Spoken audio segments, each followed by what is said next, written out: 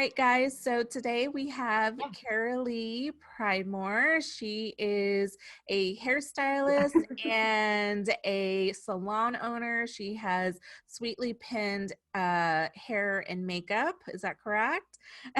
And she is a Yes. Dayton local and a very talented hairstylist. You may have seen her on your Instagram feed. If not, you definitely need to follow her because she has a lot of great hairstyling tricks, and she does some amazing things with braids. So welcome, Caralee. Thank you. What an introduction. That's so fancy. You feel like I'm you need to just I'm just your average Joe.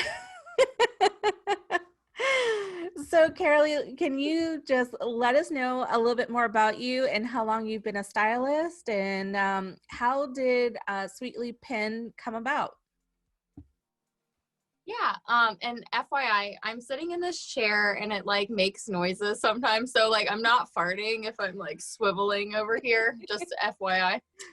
But a little bit more about me is I graduated in '09 and I did a trade school during my high school career. So I had my cosmetology license when I graduated high school as well. And so I worked in a salon, a little salon out of Inglewood for I think 3 years. The time, like that time frame just goes so quick. It's like I'm pretty sure I was there for about 3 years. And then I was just kind of everywhere. I was hostessing, and then I really wanted to just do styling full time. So the passion with coloring and perms, there were a lot of perms still, like where I was, and I wasn't, too keen on that. So I really was just looking for something more, and so I ended up becoming a secretary. And then at night, I was working at Great Clips to keep my license active. And then I started my bridal business in 2013 with the help of my sister, who's a local photographer. She set everything up for me. And then what turned into just a bridal hair business is now a hair and makeup business. And I basically sub independent contractors out for weddings. So yeah, it's a lot. Awesome. It's really fun. It all came full circle. Yeah, it sounds So, like it. Now, how many people yeah. are on your team now? I think the last time I did my count, it was like 10. It's either 9 or 10, but I have a few more than that. It's just some of them take less weddings than others. So probably like my primary count is about 9. So yeah, I have a lot of makeup artists, really talented makeup artists, and then hairstylists, and yeah, it's pretty exciting. It's really fun. It's been really fun growing the team for Yeah. sure. Now, are the team members, are they all over Dayton and Cincinnati between the two? Yeah, so I actually just hired like one of my first girls that's located in Columbus. So the most of everybody here is in Dayton for the most part, but then I'm trying to reach that Cincinnati and Columbus area and get talented stylists on my team. So if you're watching this and you're a hairstylist and you want to work for me, contact me. And makeup, because I just we have such a demand, especially in Columbus now. It's picking up, and I really want to be in that area, but it's kind of hard just for the girls on my team. A lot of them are moms and are doing this independently, so weddings closer to home for them are better. So if I can kind of get people in each area, that would be so great. So I just basically my hiring process is I take them on and then train them, and then we have groups and everything like that. And so since they're an extension of my brand, it's really important for them to showcase similar work, like that we're all cohesive. So Right. That makes sense. Speaking of your work, you have an amazing presence on Instagram. Your videos are not only are they really informative and really fun to watch, but I mean, they also show off your personality as well. You have a little bit of that goofiness in there, which I love. Yeah, my You've dad done some jokes. like avant-garde kind of things, like your winter Yeah, snowman. yeah, yeah. I love my that's my favorite time is like Christmas or Halloween. Anytime that I can show off something that's just totally different than bridal hair. Yeah. So I have an extension now where it was like Sweetly Pen was just myself for a long time. When I branched into hair and makeup, I separated the two. So Sweetly Pen Hair and Makeup is like my team that really focuses on weddings and bridal stuff. And then I wanted to take the Caralee Styles page and really just make it me and just have it totally separate. So I'm still able to like promote brands or do funny videos and say things and not have it necessarily reflect Sweetly Pen Hair and Makeup 100%. Um, Although there is still personality in that brand, but it's more professional. And then mine, I can kind of go off on rants on my stories or tell jokes and Yes, like not be so your serious. famous dad joke collection. Yeah, yeah. Which, by the way, I have books that I like go through from time to time, and I'm pretty sure I'm like through all three of them at this point. So I'm just like waiting for new books to come out. We need more jokes. I know. And there's some that I just don't even tell on there because they're just not great. They're just like, no, those are gonna flop. Those are too much of a dad joke. Yeah. I definitely try to have my personality in there. I think it So really helps. I think it I don't helps because it shows off not only your personality, but it makes you so much more approachable. So if someone's interested in yeah, like approaching you for like, styling or any of that kind of stuff, then it's, yeah, they already know you. They know that you're just open and they can just come to you yeah. easily. Yeah, I don't want anyone to ever feel like I'm this like super serious person because I'm like, you can just talk to me. Like, just tell me what you want to know and we can go from there. It's not a big deal. So, Now, I know that you've also had the opportunity to work with Behind the Chair. Is that correct? yeah, well, so I'm part of Modern Salons Artist Connective. So they're Modern Salon is a pretty big magazine. And so I've been a part of that as like, we get campaigns and things like that. So influencer stuff. So I'll promote different campaigns through them. Um, Behind the Chair has a big contest every year and it's the one shot. And so they pick out of like millions or whatever entries that they get. And then they pick a top 25 in each category. So I've been a part of that for the last 3 years. They've somehow picked my stuff and it still blows my mind. I don't understand it. I think that there's like so much talent out there, and so when I see my name pop up on that screen, it's like, oh wow, like it's so humbling and really really nice. And they're like professional goals too, just to kind of reach that every year. But so for Behind the Chair, they repost, I mean, for any type of like influencer stuff you do online, any kind of publication or anything that's shared of yours is always a very good thing. Yeah, It's beneficial to absolutely. you. So Oh, yeah. yeah, so they just shared my post this week about that chicken wire and I was like, yes, like, because that's how stuff will go viral if they get a lot of views. So I'm like, I just want to go viral before 30. That's my goal. Help me have my moment, my Taylor Swift moment. Right? I know. There's so many things out there that it's like this went viral, like really? I But it know. It's always stupid stuff. I'm like, all right, fine. I give. I'll do it.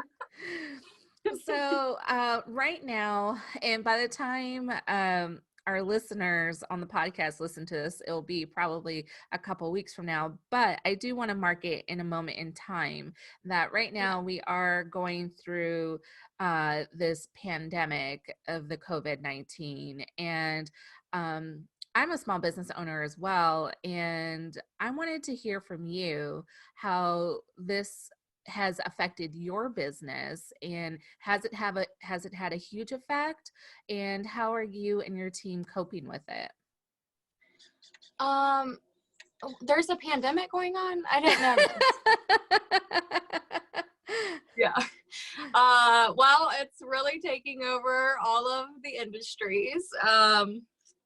I don't think it's anything anyone was ever prepared for. I'm taking it day by day. Honestly, I am the type of person that if you just give it all to me at once, it's just too much. I can't handle it. I will have a breakdown. I just am taking it day by day. So, or month by month at this point. So Very true. with every bride that I've had scheduled for trial runs, which I had a completely booked solid March, and then that just disappeared. I think I did 2 of my weddings in March before they shut everything down. I was thankful for that. But I mean, just the last one that I did, my poor bride, I was just heartbroken for her, and then I think that week later is when they kind of shut everything down. But it's been something. So I really just have been trying to reach out, and even like with my team and handling them. Thankfully, since it's happening to all of us at the same time, not thankfully, but it is good because it's like we're all of our schedules are changing. So I haven't had any issues rescheduling so far. I think the thing is that in the future it could become a problem because I have all my brides now that are booking at the end of the year. They're moving it to the fall, or they're moving it to next year. A couple of them have. And so I see it being a problem in the future, but right now it hasn't directly. I mean, it has affected us, but it hasn't, because we're still going to be doing those weddings. It's just going to be at a later time, thankfully. And let's hope, I'm really hoping that I'm being optimistic. I'm like, let's hope that this is all just kind of under control by June, at least. And if it's not, I'm going to have to reevaluate a lot of stuff and just figure out from there where we go. But again, it's really like just day by day or week by week. I mean, when does he do his big conferences? Is that like today when he always makes, I feel like Sundays when he makes like some drastic. So my body's like anxious. I'm just waiting for something else to happen today. I'm like, wait. What else could possibly go wrong? Yeah. We're all going to live in a big giant bubble. I mean, so yeah, I guess when I really think about it, well, for the most part, unless we're in healthcare or another like type of essential business that has to keep going, like I get worried about a depression happening. And so, and there's nothing that's totally out of all of our control. So yeah, I'm hoping for the best. That's all we have right now, is just to really connect with everybody. And, for me, I've been doing daily Zoom calls with other people. And you've been busy. I have. I've been connecting with people because I'm an extrovert, so I need to see people. Oh, so me too. Whether it's 20 minutes, a half an hour, I am like, I got to get my fix. And my husband is an introvert, so he is having the time of his life. I know, right? These introverts, they've got it so good right now. And I am like, I just want to have a drink with my girlfriends. That's all. Yeah. But I did a car meetup last night. Did you? Yeah. Wow. My friends, we did our first car meetup. We went to the TJ Maxx parking lot and we sat there talking about the good old days. We could go into TJ Maxx and buy a couple things. Those good old days, just shopping at TJ Maxx. Right? I would love to be at TJ Maxx. Me too. Well, okay. So since we are inside our homes, what can we do? Because I've got roots going now. I haven't seen my hairstylist in a while. And now, granted, I should preface this with my mother's a hairstylist. So I have grown up with the, reiterating over and over of how to take care of my hair. But some people, they rely on their hairstylists. They rely on their Yeah. hairstylist to guide them through such times like this. So, what are some like real tips that you could offer to somebody that's at home and, let's say they actually do care that they have roots and they can't stand to see them anymore? What would be your Yeah. suggestion for that? So this is a great question for me because I bleached my hair a couple weeks ago and I messed it up. So really badly. Like this is parted on the good side, like this all over here. It's just like yellow and striped, and Oh it's no. gonna cost a lot of money to get fixed. But my roots were really bad because we went really blonde the last time, and then they grew out really quickly. Yeah. So instead of just waiting, I should have waited, but either way, I did it. And now actually this is a lesson to all of the people listening. Do not color your hair at home. Like just do not do it. I know everyone's telling you to not do it. Just don't do it because it's not worth it. That color correction is going to cost me more money than it should. And then, well, not that it should, but it, like I just shouldn't have done it in the first place. And now my hair is like literally breaking off, especially if you're blonde. Like just if you're blonde, just let it go. Get a wig or something. Get a wig. Get a wig. Just get some wigs on Amazon. It will be fine. I'm sure you can find a lot of wigs on Amazon. Yeah. The first investment I would make is get a good hat. If we're in this for a while, and then you can just just wear a hat. Or hold on, I have these sitting here because I had a feeling you were going to ask me about this. And so I use the Joico. I think any kind of line, almost all the lines, like hair color lines, should have a root, like a temporary root tint color. So this is light brown. And I use this on my mannequin's head on the roots because she's blonde and I really want to see that dimension.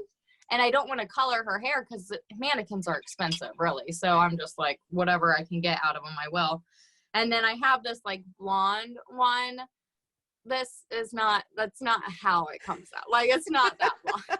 If it was, it would easily work. But you can even see just like you kind of take it and you would just spray it on your roots. Is this helpful? Do you want me to demo it? Or go no? for it.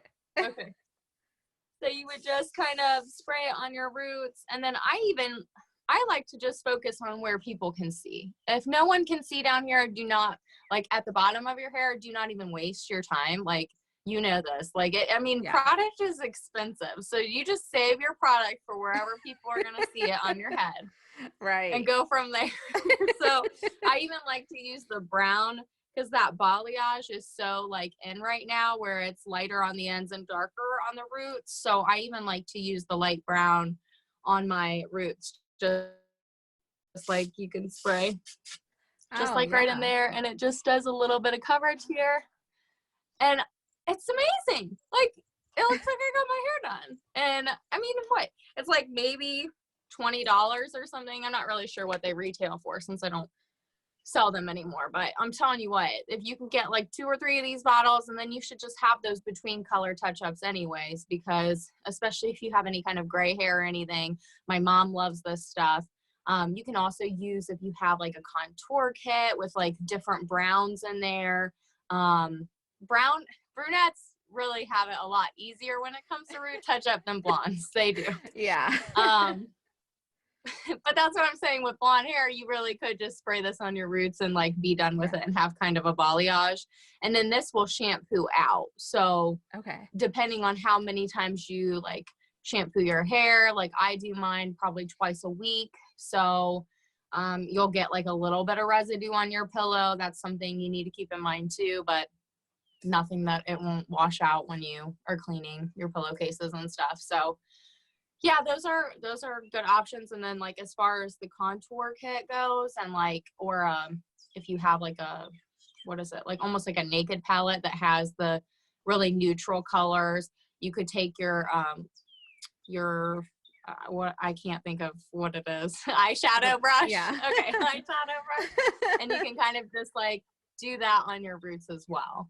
Okay. So, and then with dry shampoo, because everybody knows that everybody loves dry shampoo, but for me, I have like super sensitive skin. Like I have dermatitis. It's just really flaky all the time, but it's not, it's really hard to describe, but it's really terrible. And so if I use too much dry shampoo, I get like really large bumps on my head of like just buildup. Oh, wow. And so I have to be really careful how much so if you have any kind of problems with your scalp like that, let it just detox if you can, honestly, because like you're not seeing anyone. I know you want to feel better, maybe like throw a hat on, throw some wigs on, throw some root spray on, but like just try to take it easy with the dry shampoo, especially if you have any like problems with, Yeah. I sensitive think skin. that's the biggest thing because, like, for me, even though I am like, I've got classic Hispanic woman hair, so I have like black Yeah, roots. But with me, I thanks yeah, to my mother, I gray in the front, right yeah, in this area, and like to me, it doesn't yeah, matter. But for some people, yeah, who might still be doing business calls with clients or still having to do virtual meetings on a regular basis and still need to like leave business on top at be least. presentable. Yeah, Yeah, they need to be yeah, presentable, and so this is really great information for them that they can get those types of things, because I didn't know about the yeah, Joico one. But for me, I don't do yeah. dry shampoo, because dry shampoo, I feel like I don't know how to use it, honestly. I feel like I either put So too a much lot of or I get that white look on now my the residue, the roots. white residue. Yeah, yeah. Yeah. So So I've they have I've some tried a couple. darker ones. They have darker Yeah. ones? They have some darker ones. I actually use for that because I've had that happen too. A lot actually, and because I have to use a lot of dry shampoos for different like brides or bridesmaids or anything like that, because you might Yeah, have someone show up and they haven't washed their hair in a couple of days and you're like, yeah. they're like, oh, I put dry shampoo in it, and it's like, no. There is one that I just swear by, and that is Sexy Hair's I can't remember what it's called. It's Sexy Hair. It's dry shampoo. I'll have to find the name. It's not, there's no white residue, and it really soaks into your scalp. And then the important part is when you're putting that dry shampoo in your hair, you need to be like finger massaging your head.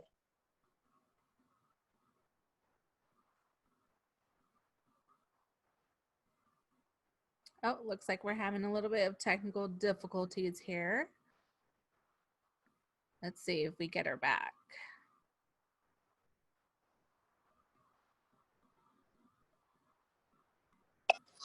There you are. Did I lose connection? Yeah, there we go. You were saying about the dry shampoo? Yeah, so the dry shampoo is like, just, did you see me like rubbing it in? Yeah. Okay. So you just really want to rub that in so that it really absorbs. And then some are heavier than others. Like that's why you'll get that white residue, or maybe it just won't feel like it's doing what it's supposed to be doing. A lot of people get it just like based on the smell. Like I've heard people be like, oh, I love that Bastille or whatever it is stuff. It's like that. It's not professional and it's that Ulta or something. And I'm just like, I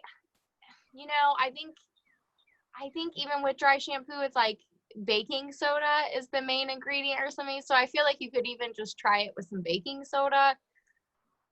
I don't want to get in trouble from hairstylists for saying that. But I mean, If you're desperate, we'll preface that. If you're desperate and you don't have any at home. just a little bit, yeah. It's just to absorb that oil on your Yeah. scalp. So anything that can help you absorb that oil. And Yeah. my favorite has been the Sexy Hair one. If I find another one, though, I'll let you know. Yeah, definitely. Cause I've tried a couple, and I know that for me personally, I'm like, so I have probably 3 different types of bottles of dry shampoo that I'm like, nope, don't like this one. And it could be like you were saying with the, having the itchiness or anything like that with the dry, cause I noticed that with me too, that sometimes it just makes me feel like my hair is still really dirty. Yeah. So like, I don't really feel like it's actually doing anything, but my hair is thicker. So I find that I do wash my hair every other day. Yeah. because if I go longer than that, then it looks really bad. So I at least have to do that. But okay. Well, awesome. And if people want to connect with you, what are some ways for people to connect with you? So I have for weddings and bridal inquiries and stuff like that, it would be sweetlypenned.com. And we're located in Dayton, Ohio. It should pop up if you type in Sweetly Penned, I believe. And then on Instagram, Sweetly Penned Hair and Makeup. I also have that listed weird. I have Dayton Hair and Makeup in the subject line of that one because I want that to pop up when people are searching Dayton Hair and Makeup. And then as far as like just my individual work, it's Caralee Styles. And it's Caralee like Sarah Lee, but I don't bake. I do hair. And like that's gonna be on my tombstone someday. That would be awesome. And my grandkids will be like, she just used it all the time. She didn't stop saying it. That's okay, because Yeah. I always say with my last name, when anybody asks me like, "What's your last name?" and I say Campbell, like the soup, Yeah. and my husband hates it. But it is. But the thing is, it's like if you can relate it to something, people are more likely to remember it. And Absolutely. we did have like an ex-neighbor at our old apartment complex who was like drunk all the time, and I introduced myself as that, and so she just continued to think my name was Sarah Lee, so she just called me Sarah Lee for 3 years. I was like, okay. That's fine, you can call me whatever. Anyway, yeah. Oh my gosh. Oh my So goodness. that's where you can find me. Okay. Well, awesome. Well, thank you so much for spending time with me today. It was really Yeah. great. Thank you for the Yeah. tips. Yeah. And Thanks for having me. hopefully we'll be you'll be able to hang in there and you'll be back in business, and we'll I hope both so. be back in business I doing hope what we so love. for you. Yeah, you're going through this too. And I love that you started a podcast. That's so cool. Yeah, I know. It's so much fun. I've been really enjoying it, and I've been loving bringing people on and talking to people because that just fills my extrovert need. Yeah, I love it. It's All making right. me happy already. Yay. Thanks. All right, bye. Bye.